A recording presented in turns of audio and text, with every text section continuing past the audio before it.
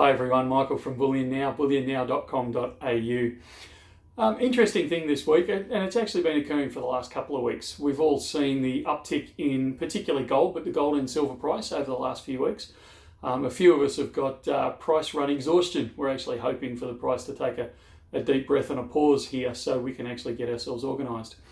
One thing that's highlighted to us as a shop, and I'll guarantee that if you talk to pretty much any dealer around the world, they will agree with this statement, is the uptick in interest in gold and silver, the uptick in buying it, but also the uptick in trying to source gold and to manage our levels, to a point where yesterday we actually ran out of gold. We did have some smaller denominations, a few halves and a few quarter ounce and a 10th ounce coins and things like that, but your staples, your half ounce bars, your 1 ounce bars, your 50 gram bars, your 100 gram bars, we actually completely, utterly and entirely ran out of those as a shop, and it caused a bit of a mad scramble while we contacted sources and suppliers and things like that to try and shore up our supplies again. Now, it's a good problem to have, don't get me wrong, and we absolutely we have good relationships within the industry, so we topped up the safes fairly quickly, although I have to admit it was a bit of a struggle. But what it highlighted, and what I thought I'd talk about this morning, is the fact that we all argue and talk about price, and price is important. As I said in the last video I did, you don't want to just pay any price. But another aspect of price and relationships that you have with your bullion dealer is actually supply.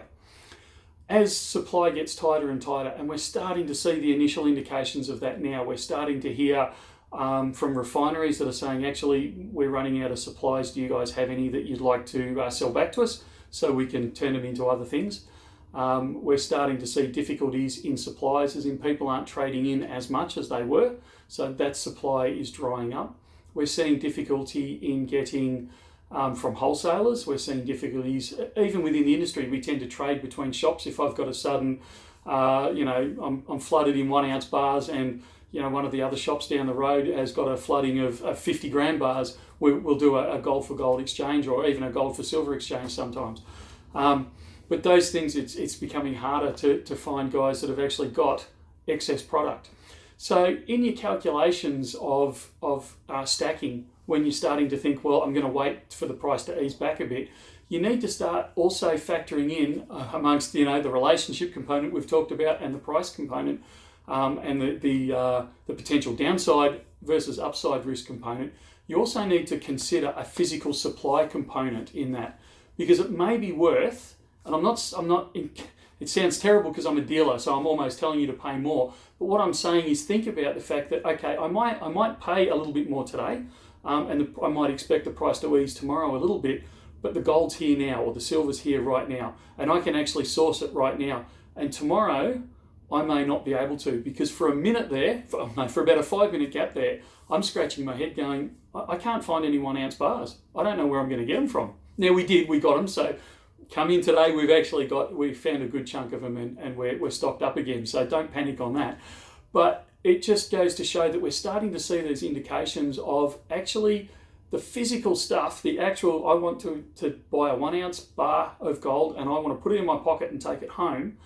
We're actually starting to see the early indications in the industry of supply constraints. You can always get paper, but when you try and convert that paper, like if you go to one of the many CFD suppliers, or you go to one of the exchanges or anything along those sort of lines, and you buy paper gold, that's all well and good, and they can keep a little bit like fiat currencies, and I don't want to go down that rabbit hole this time, but a little bit along those sort of lines where we can always generate more paper gold. It's very hard to generate that physical gold. So just have that in your thought process. And I know I've covered a few things over the last few weeks about, don't just focus on price, focus on the relationship with your bullion dealer, focus on the downside risk versus the upside risk, but also focus on, or have a think about the supply issues and whether you can get it. And they all tie in together, because yes, you need to look at your downside risk in price, but look at your downside risk in availability. Look at your relationship. And because I can tell you, and we can deny it all we like, but every industry there is in the world, they have favoured customers, and we've spoken about this.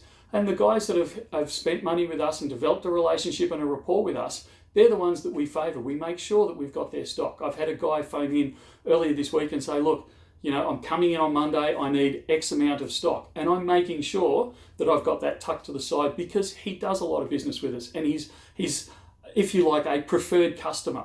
Not that I have preferred customers, but, he's a customer that has developed a rapport with us. So we'll look after him. So factor that in to all your calculations. So price, availability, and the relationships that you're building. That's all I wanted to say for today. So have fun, and we'll see you next time.